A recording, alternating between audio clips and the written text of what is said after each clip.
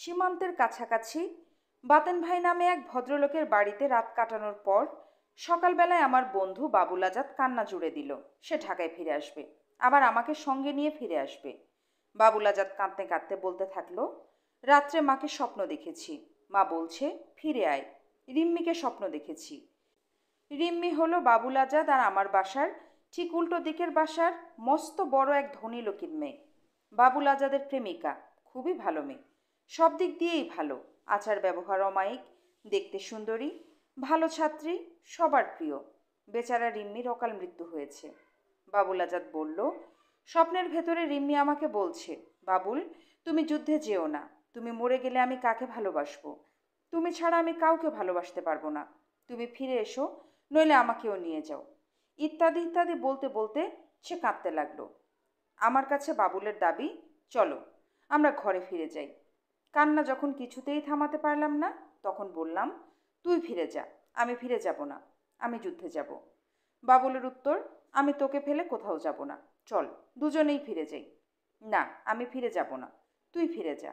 না, তোকে ছাড়া আমি ফিরে যাব না। বাবুল আমাকে সঙ্গে নিয়ে ঘরে ফিরে আসবে, আমি ফিরে আসবো না। বাবুলের কান্না থামে না। এক পর্যায়ে বললাম, সীমান্তের কাছেই তো চলে এসেছি, চল আর একটু সামনে গিয়ে দেখি কি হচ্ছে, তারপর ফিরে আসবো। এবার বাবুল আজাদ রাজি হলো, কান্না থামলো। আমরা এবার সীমান্ত লক্ষ্য করে চলতে শুরু করলাম। যতই সীমান্তের কাছে যাচ্ছি, ততই বেশি করে গোলাগুলির আওয়াজ শোনা যাচ্ছে। অনেক চড়াই উতরাই পার হয়ে দুই বন্ধু মিলে ভারতের ত্রিপুরা রাজ্যের রাজধানী আগরতলায় গিয়ে পৌঁছলাম। পথে অনেক কাহিনী, সব লিখলে ফুরোবে না। ভারতের যেই জায়গায় আমরা গিয়ে উঠলাম, জায়গাটা বেশ উঁচু পাহাড়ের মতো, তবে পাহাড় না। এই জায়গায় উঠেই দেখি খাকি পোশাক পরা 4-5 জন আর্মি একটা বাংকারে দাঁড়িয়ে আছে, এবং আরও 7-8 জন আর্মি দাঁড়িয়ে মানুষের সঙ্গে কথা বলছে। দেখেই তো আমার আত্মারাম খাঁচা হয়ে গেল। এ আমি কোথায় এলাম? যে আর্মির ভয়ে সারা পথ কত কষ্ট করে এলাম, আর এখানে এসে সেই আর্মির একেবারে মুখের সামনে দাঁড়িয়ে পড়লাম। ভয়ে আমি হিম হয়ে গেলাম। কিছু সময় জ্ঞান শূন্য থাকলাম। তারপর ধীরে ধীরে তাকিয়ে দেখলাম, জনগণের মাঝে কোনো প্রতিক্রিয়া নেই, সবাই যার যার কাজে ব্যস্ত। আমি ভীষণ অবাক হলাম। স্বপ্ন দেখছি না তো? পরে বুঝলাম, ও, এটা তো ভারত, এরা ভারতীয় আর্মি। পৃথিবীর সব দেশের আর্মির পোশাকই যে এক, এটা আমার জানা ছিল না। আমরা শরণার্থী ক্যাম্প বা শিবিরে না গিয়ে সোজা কলেজ টিলায় চলে গেলাম। কলেজ টিলা মানে আগরতলা এমবিবি কলেজ ক্যাম্পাস।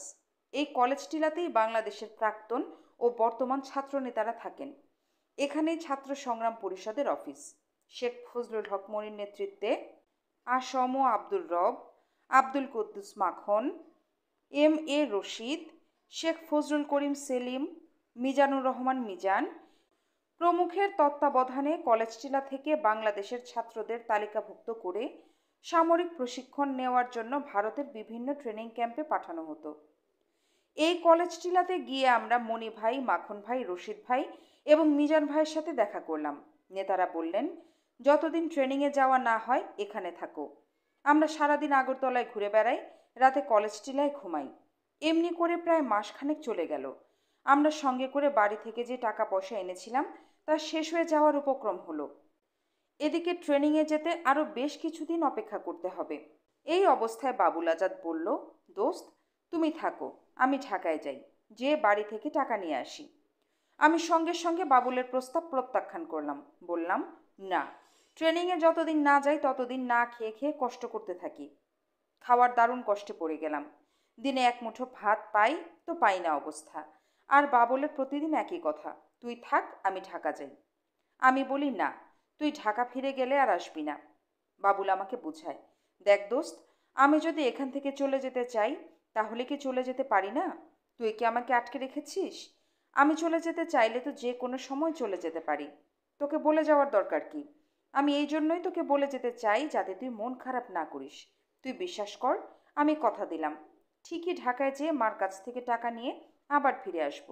আমি বাবুলের কথা বিশ্বাস করলাম না। যে ছেলে বাংলাদেশে থাকতেই রাস্তা থেকে বাড়ি ফিরে যাওয়ার জন্য কান্নাকাটি জুড়ে দিয়েছিল, সেই ছেলে সীমান্ত পাড়ি দিয়ে ঢাকার বাড়িতে ফিরে গিয়ে আবার আসবে, এটা আমি কিছুতেই বিশ্বাস করি না। তবে চিন্তা করলাম যে বাবুল যে কোনো মুহূর্তে সত্যি আমাকে না জানিয়ে বাংলাদেশে চলে যেতে পারে। ওকে ধরে রাখার তো কোনো উপায় আমার নেই। না বলে পালিয়ে যাবে, তার চাইতে আমি বাবুলকে বাংলাদেশে যাওয়ার অনুমতি দিয়ে দিই। সেই ভালো। আমি বাবুল আজাদকে চলে যাওয়ার অনুমতি দিলাম। দুই বন্ধু সীমান্তে এলাম, একজন আরেকজনকে জড়িয়ে ধরলাম। অশ্রু সজল চোখে আমি বাবুল আজাদকে বিদায় দিলাম। মনে হলো যেন আর দেখা হবে না, এটাই শেষ দেখা। শুধু বললাম, আমার মাকে সান্ত্বনা দিস। আমি টিলার উপর দাঁড়িয়ে রইলাম। সামনে বাংলাদেশ। বাবুল ধীরে ধীরে বাংলাদেশে নেমে গেল। পলকহীন দৃষ্টিতে তাকিয়ে রইলাম বাবুলের যাওয়ার দিকে।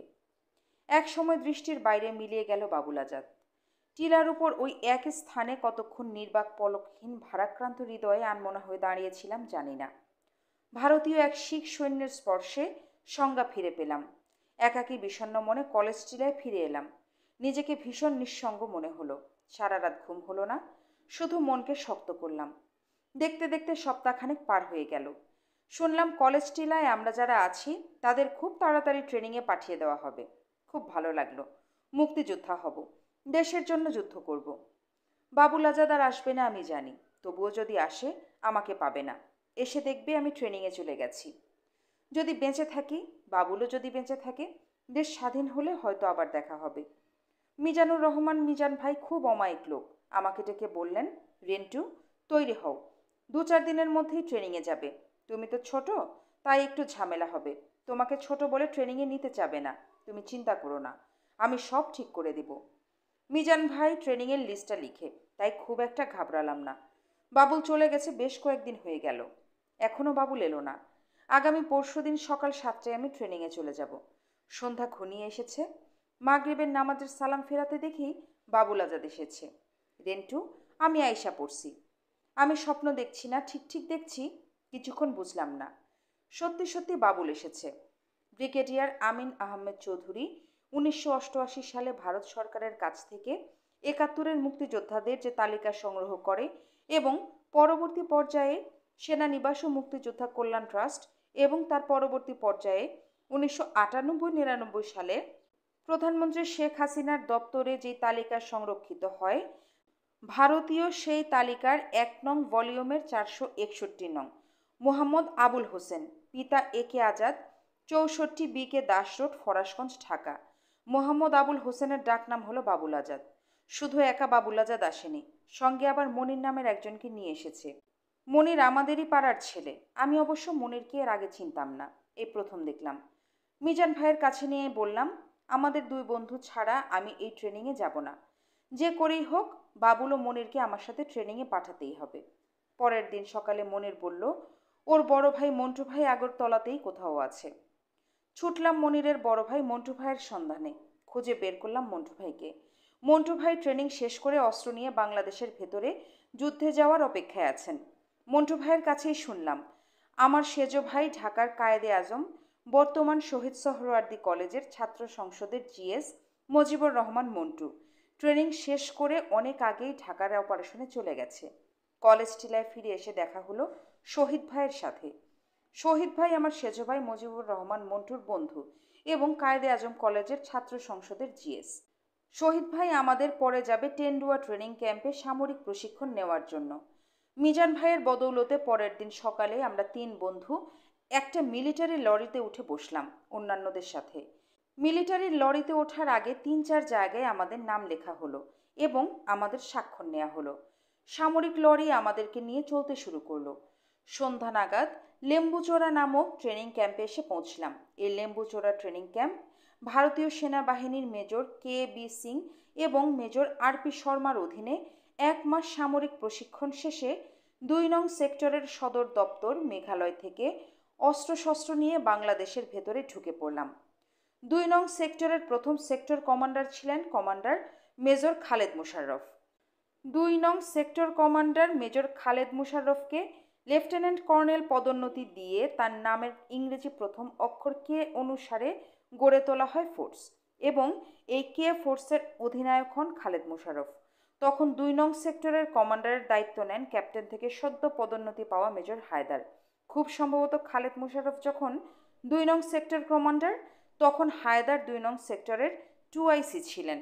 আমরা যারা ভারতে সামরিক প্রশিক্ষণ নিয়ে মুক্তিযোদ্ধা হয়েছি, আমাদের প্রশিক্ষণকালে অসংখ্যবার বহু জায়গায় আমাদের নাম, পিতার নাম, বর্তমান ও স্থায়ী ঠিকানা, কতজন ভাই বোন, তাদের নাম বিশদ লিপিবদ্ধ করা হয় এবং স্বাক্ষর নেওয়া হয়।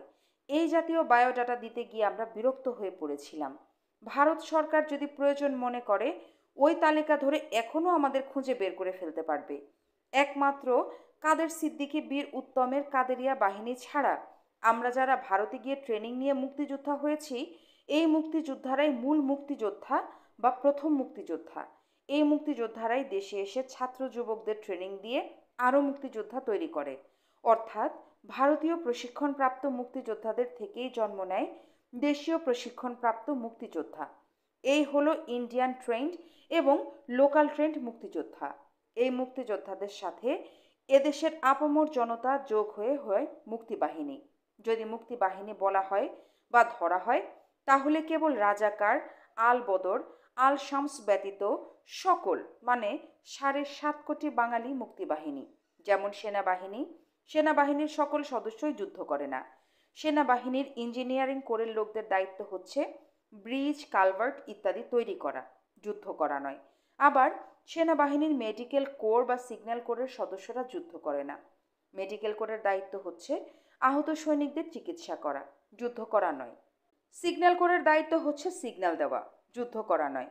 সেনাবাহিনীর সাপ্লাই কোরের লোকেরা যুদ্ধ করে না, কিন্তু যুদ্ধক্ষেত্রে রসদ, গোলা বারুদ, খাবার ইত্যাদি সকল কিছু সাপ্লাই করে বা পৌঁছে দেয়। সেনাবাহিনীর পদাতিক, গোলন্দাজ ইত্যাদি কোরের কাজ হচ্ছে যুদ্ধ করা। সেনাবাহিনীর পদাতিক, গোলন্দাজ ইত্যাদি কোরের কাজ শত্রুকে আক্রমণ করা বা শত্রুর আক্রমণ প্রতিহত করা, অর্থাৎ সাধারণ ভাষায় যুদ্ধ করা। এখন যদি ইঞ্জিনিয়ারিং কোরের লোকেরা ব্রিজ বা পোল না বানিয়ে দেয় তাহলে সৈনিকেরা নদী পার হতে পারবে না। মেডিকেল কোর চিকিৎসা না করলে আহত সৈনিক সুস্থ হতে পারবে না। সিগন্যাল কোর সিগন্যাল না দিলে সৈনিকরা বুঝতে পারবে না। যুদ্ধ করতে হলে উল্লেখিত সকল কিছু চাই। সব কিছু মিলেই হয় যুদ্ধ। আমাদের মুক্তিযুদ্ধ সব কিছু মিলেই হয়েছে। যেমন নৌকার মাঝি মুক্তিযোদ্ধাদের নৌকার পার করে দিয়ে ইঞ্জিনিয়ারিং কোরের দায়িত্ব পালন করেছেন। গ্রাম্য ডাক্তার বা ওষুধের দোকানদার চিকিৎসা করে মেডিকেল কোরের কাজ করেছেন। গ্রামের কৃষক পাকিস্তানি সেনাবাহিনীর গতিবিধির খবর মুক্তিযোদ্ধাদের জানিয়ে সিগন্যাল কোরের ভূমিকা নিয়েছেন। গ্রামের মা ভাত রেঁধে খাইয়েছেন এবং সাধারণ মানুষ মাথায় করে অস্ত্র ও গুলির বোঝা মুক্তিযোদ্ধাদের পৌঁছে দিয়েছেন। আমরা মুক্তিযোদ্ধারা পদাতিক বা গোলন্দাজ কোরের কাজ করেছি। অর্থাৎ এই সকল কোরের সমন্বয়ে মুক্তিবাহিনী তৈরি হয়েছে। কেবল রাজাকার, আলবদর ব্যতীত সকল বাঙালি মুক্তিবাহিনী। পাকিস্তানিরা অবশ্য এই সংজ্ঞায় বিশ্বাস করত, আর এই জন্যই নির্বিচারে বাঙালি হত্যা করেছে। নির্বিচারে বাঙালি হত্যা করা ছাড়া পাকিস্তানি সৈন্যদের আর যা করার ছিল তা হলো আত্মসমর্পণ। পাকিস্তানি সেনাবাহিনীর অবস্থা ছিল দ্বীপান্তরে আসা মানুষের মতো। নির্বাসনে আসা মানুষের সাথে পাক সেনাদের পার্থক্য ছিল শুধু নিরস্ত্র আর সশস্ত্র। নির্বাসনে পাঠানো মানুষ থাকে নিরস্ত্র, কিন্তু তারা ছিল অস্ত্রশস্ত্রে সজ্জিত। যেই মাত্র নিরস্ত্র বাঙালি সংক্ষিপ্ত সামরিক ট্রেনিং নিয়ে অস্ত্র হাতে তুলে নিল, সঙ্গে সঙ্গে শুধু শহর অঞ্চল ছাড়া গোটা বাংলাদেশের নিয়ন্ত্রণ চলে গেল মুক্তিযোদ্ধা ও মুক্তিবাহিনীর কাছে। বাংলাদেশে আসা পাকিস্তানি সেনাবাহিনীর কাছে যেই ধরনের অস্ত্র এবং যে পরিমাণ অস্ত্র ছিল তা দিয়ে কেবল নিরস্ত্র মানুষকেই দীর্ঘদিন দাবিয়ে রাখা যেত, কিন্তু সশস্ত্র মানুষকে বেশি দিন দাবিয়ে রাখা কিছুতেই যেত না। এবং ভারতের মতো একটি রাষ্ট্রের আক্রমণ মোকাবেলা করার ক্ষেত্রে বাংলাদেশে অবস্থানরত পাকিস্তানিদের অস্ত্র ছিল সম্পূর্ণ অকার্যকর। মাত্র কয়েক মাসের মধ্যেই মুক্তিযোদ্ধা এবং এদেশের আপামর জনতা অর্থাৎ মুক্তিবাহিনীর দাপটে পাক হানাদাররা রাতের বেলায় চলাফেরা বন্ধ করে দিল। তবে পাক হানাদাররা ঠান্ডা মাথায় একটা পরিকল্পনা দ্রুত চালিয়ে যেতে থাকলো। তা হলো এই দেশের নারীদের ধর্ষণ করা। পাকিস্তানিদের নীল নকশাই ছিল এ দেশের কিশোরী, যুবতী, রমণী নির্বিচারে ধর্ষণ করে তাদের পেটে পাকিস্তানিদের জারজ সন্তান তৈরি করা, বাঙালি নারীর গর্ভে পাকিস্তানি জারজ বংশধর বৃদ্ধি করা এবং পাকিস্তানি এই জারজদের দিয়ে বাংলাদেশকে চিরকাল দখল করে রাখা। পাকিস্তানিরা তাদের পরিকল্পনা বাস্তবায়িত করার জন্য গোলাম আজম, মতিউর রহমান নিজামীর মতন মুষ্টিমেয় হাতে গোনা কতিপয় ঘৃণিত ব্যক্তিকে তাদের দোসর হিসেবে পেল ঠিকই, কিন্তু গোটা বাঙালি জাতি পাকিস্তানিদের চিরদিনের জন্য উপড়ে ফেলার জন্য ছিল বদ্ধপরিকর। অপরদিকে ভারতের প্রধানমন্ত্রী শ্রীমতী ইন্দিরা গান্ধীর সরকার এবং ভারতের জনগণ বাঙালির জন্য, বাংলাদেশের স্বাধীনতার জন্য তাদের সকল ধরনের সাহায্যের দুয়ার খুলে দিল অকৃপণভাবে। মুক্তিযুদ্ধের মাত্র 9 মাসের মাথায় ভারতের সাথে পাকিস্তানের যুদ্ধ বেঁধে গেল। একদিকে মুক্তিযোদ্ধা জনগণ মিলে 7.5 কোটি মুক্তিবাহিনী, তার সাথে যোগ হলো ভারতীয় সেনাবাহিনী। মুক্তিবাহিনী আর ভারতীয় বাহিনী মিলে মিশে হলো মিত্রবাহিনী। 6 ডিসেম্বর মিত্রবাহিনী সাঁড়াশি আক্রমণ শুরু করলো।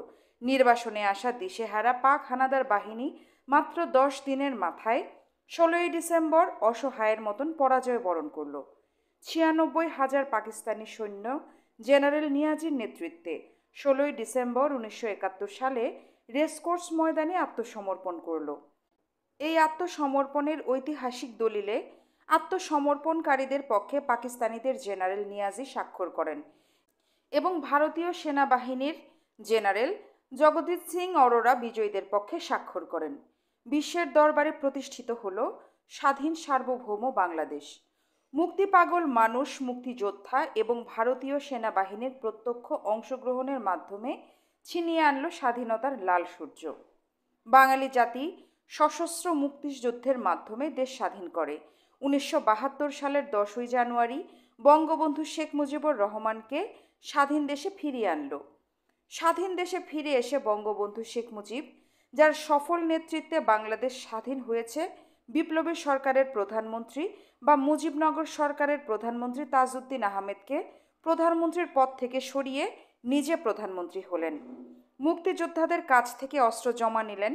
মুক্তিযুদ্ধের সময় যে বাঙালিরা পাকিস্তানি সেনাবাহিনীর অধীনে চাকরি করেছে ও পরাজিত হয়ে মুক্তিযোদ্ধাদের কাছে আত্মসমর্পণ করেছে, সেই পরাজিত প্রশাসনকে পুনরুজ্জীবিত করলেন ও দেশ পরিচালনার দায়িত্বে নিয়োজিত করলেন।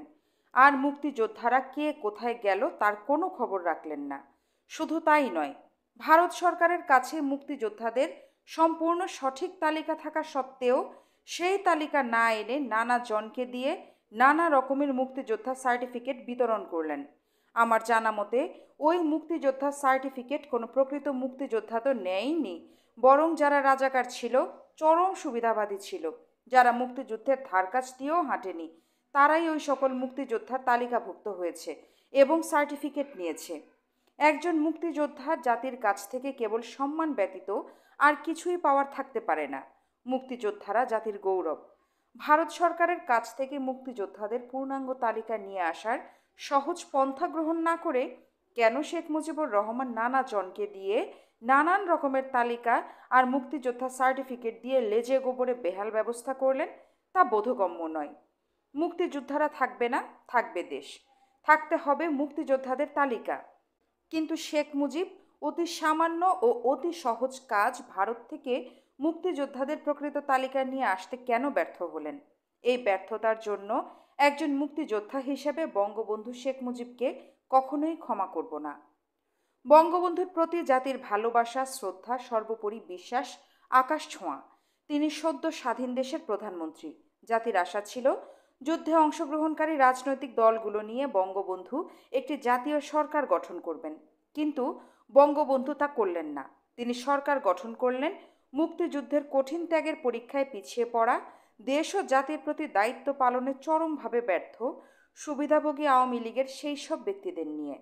যুদ্ধের সফল নেতা তাজউদ্দিন আহমেদ সহ সকল মুক্তিযোদ্ধাদের দূরে ঠেলে বঙ্গবন্ধু মুজিবুর রহমান পরাজিত প্রশাসন ও লোকদের নিয়ে সশস্ত্র যুদ্ধের মাধ্যমে বিজয়ী একটি জাতি ও একটি দেশকে পরিচালনা করতে গিয়ে আসলে বিজয়ী জাতিকে পরাজয়ের দিকে ঠেলে দিলেন। একজন জাতীয় নেতার জ্ঞান, গরিমা আর অভিজ্ঞতায় পূর্ণাঙ্গ সফল হতে যদি 100 মার্কের দরকার হয়, তবে বঙ্গবন্ধুর প্রাপ্ত নম্বর ছিল 50 মার্ক। পাকিস্তানের 23-24 বছরের আন্দোলন আর সংগ্রামের মধ্য দিয়ে শেখ মুজিবুর রহমান 50 মার্ক অর্জন করেছিলেন। আর বাকি 50 মার্ক অর্জন হতো যদি বঙ্গবন্ধু 71-এর মহান মুক্তিযুদ্ধের সময় পাকিস্তানিদের কাছে বন্দী না হয়ে মুক্তিযুদ্ধের নেতৃত্ব দিতেন। তাহলে তিনি প্রত্যক্ষভাবে বুঝতেন যুদ্ধের চেতনা কী, আদর্শ কী, যোদ্ধা কারা হয় এবং কিভাবে যুদ্ধ হয়। একটা জাতির জীবনে মুক্তিযুদ্ধ বারবার আসে না। জাতির জীবনে মুক্তিযুদ্ধ আসা বিরল ভাগ্যের ব্যাপার। একমাত্র মুক্তিযুদ্ধের মাধ্যমেই একটি জাতি দেহ মনে মাথা তুলে দাঁড়ায় এবং পুরনো ধ্যান ধারণা, পুরনো সকল ব্যবস্থা, সংকীর্ণ চিন্তা সব কিছু ঝেড়ে ফেলে জাতি নতুন করে জন্ম নেয়। একমাত্র মুক্তিযুদ্ধের জীবনপণ কঠিন পরীক্ষার মাধ্যমেই দেশ ও জাতির সেবায় এগিয়ে আসে জাতির বীর সন্তানেরা। আর পেছনে পড়ে যায়, পালিয়ে যায় সুবিধাবাদী ভীরু কাপুরুষের দল। তাই শুধু 50 মার্ক নিয়ে বঙ্গবন্ধু দেশ চালাতে লাগলেন। পাকিস্তানিরা যুদ্ধে পরাজিত হলো, বন্দী হলো, কিন্তু তাদের পরাজিত তাবেদারি বাঙালি প্রশাসনটা রয়ে গেল। বঙ্গবন্ধু শেখ মুজিব এই পরাজিত পাকিস্তানি প্রশাসনটা শুধু অক্ষতই রাখলেন না, বরং বিজয়ী বাঙালি জাতির মাথার উপর পুনরায় চাপিয়ে দিলেন। তিনি দল ও প্রশাসনে মুক্তিযোদ্ধাদের তেমন স্থান দিলেন না। একসময় যারা বঙ্গবন্ধুর দল ছিল, সমর্থক ছিল, তারা বিভক্ত হলো, জাতি বিভক্ত হলো, বাড়তে লাগলো নিরাশার সংখ্যা। হতাশা আর নিরাশার ভিতর দিয়ে সময় বয়ে যেতে লাগলো। অস্পষ্ট হলেও জনগণের আকাঙ্ক্ষা ছিল সমাজ বিপ্লবের। আমাদের স্বাধীনতা সংগ্রামে সমাজতান্ত্রিক উপাদান ছিল, মুক্তিযুদ্ধে সমাজতন্ত্রীরাও ছিল। কিন্তু সমাজতন্ত্রীরা নেতৃত্ব দিয়ে জাতীয়তাবাদীদের উপরে ওঠার আগেই আমাদের দেশ স্বাধীন হয়ে যায়। মুক্তিযুদ্ধ বিকাশ লাভ না করে অসমাপ্ত থেকে যায়, ফলে সামাজিক বিপ্লবও অসমাপ্ত থেকে যায়। স্বাধীনতার অর্থ হচ্ছে জনগণের মুক্তি। দেশ স্বাধীন হলো, কিন্তু জনগণ মুক্তি পেল না, জনগণের অর্থনৈতিক মুক্তি হলো না। স্বাধীনতা উত্তর বাংলাদেশের পুরাতন সমাজ কাঠামো ভেঙে নতুন সমাজ গড়ার মধ্য দিয়ে সকল মানুষের জন্য অধিকার ও সুযোগের সাম্য প্রতিষ্ঠা না করে বরং প্রতিহত করেছে সামাজিক বিপ্লবকে, অক্ষুণ্ণ রেখেছে অসম বিকাশের পুরাতন ধারাকে। তারা লুণ্ঠন করেছে দুই হাতে।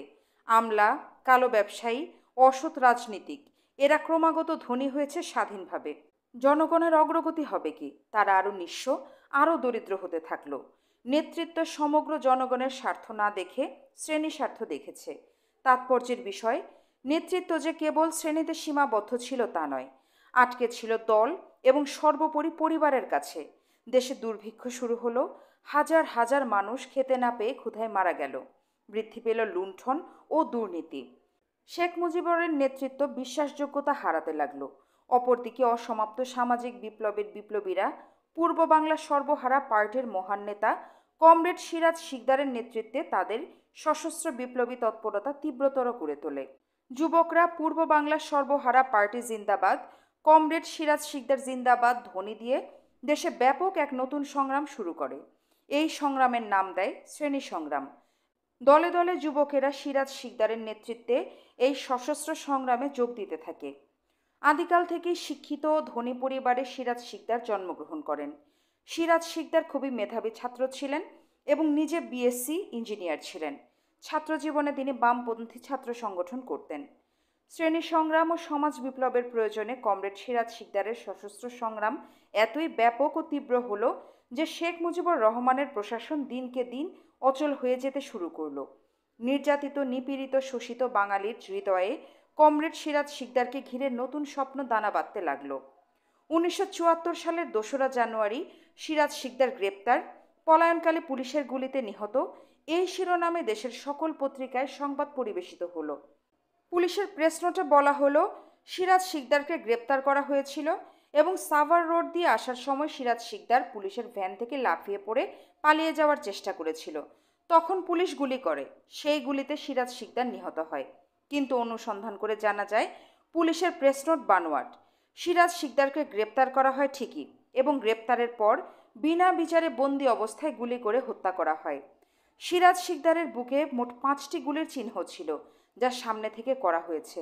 কেউ যদি পালাতে থাকে এবং পলায়নপর ব্যক্তিকে যদি পেছন থেকে গুলি করা হয়, তাহলে সেই গুলি পিঠে বিদ্ধ হবে। কিন্তু সিরাজ শিকদারের বুকে বুলেট বিদ্ধ ছিল। তিনি মেহনতি মানুষের মুক্তির জন্য, শোষকের শোষণ থেকে মানুষের মুক্তির জন্য ব্যক্তিগত সকল ভোগবিলাস, সুযোগ সুবিধা বিসর্জন দিয়ে সর্বহারা শ্রেণীতে মিশে গেলেন।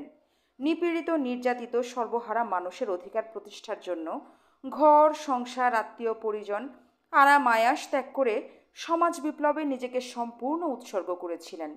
মানুষের জন্য এমন উৎসর্গকৃত প্রাণ কমরেড সিরাজ শিকদারকে বিনা বিচারে বন্দি অবস্থায় নির্মম নিষ্ঠুরভাবে হত্যা করার পর শেখ মুজিব পবিত্র পার্লামেন্টে দাঁড়িয়ে দম্ভের সাথে বললেন, আজ কোথায় সিরাজ শিকদার? এই ঘটনার পর শেখ মুজিবের দেশপ্রেম, মহানুভবতা, আইন ও বিচারের প্রতি শ্রদ্ধা প্রশ্নের সম্মুখীন হয়ে পড়ল। মানুষ ভাবতে লাগলো, শেখ মুজিব যদি একজন দেশপ্রেমিক হন, একজন বীর হন, একজন মহান নেতা হন, তাহলে কি করে আর একজন দেশপ্রেমিককে, আর একজন বীরকে, একজন সর্বত্যাগী মহান নেতাকে বিনা বিচারে বন্দি দশায় গুলি করে হত্যা করতে পারলেন? আবার এই জঘন্য অন্যায় ও কলঙ্কের কথা পবিত্র পার্লামেন্টে দম্ভের সাথে শেখ মুজিব কি করে বলতে পারলেন?